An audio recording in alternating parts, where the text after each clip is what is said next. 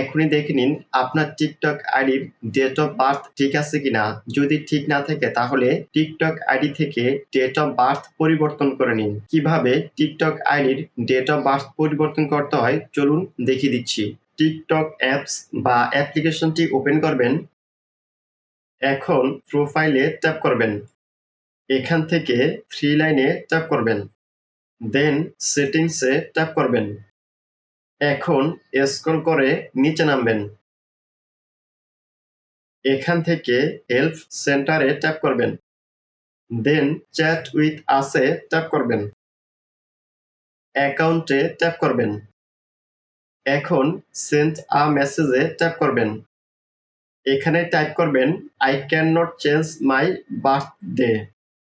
I can not change my birthday type করার পর এখান থেকে সেন্ডে ট্যাপ করবেন। সেন্ডে ট্যাপ করার কিছুক্ষণ পর এডিট ডেট অফ বার্থ এই অপশনটি চলে আসবে। এখান থেকে এডিট ডেট অফ বার্থে ট্যাপ করবেন। এখন এখান থেকে আপনার যে ডেট অফ বার্থটি আপনি দিতে চান সেই ডেট অফ বার্থটি সঠিকভাবে এখানে দিয়ে দিবেন। ডেট অফ বার্থ দেওয়া হয়ে গেলে কনফার্মে ট্যাপ করবেন, আবার কনফার্মে ট্যাপ করবেন। এখন ডানে ট্যাপ করবেন।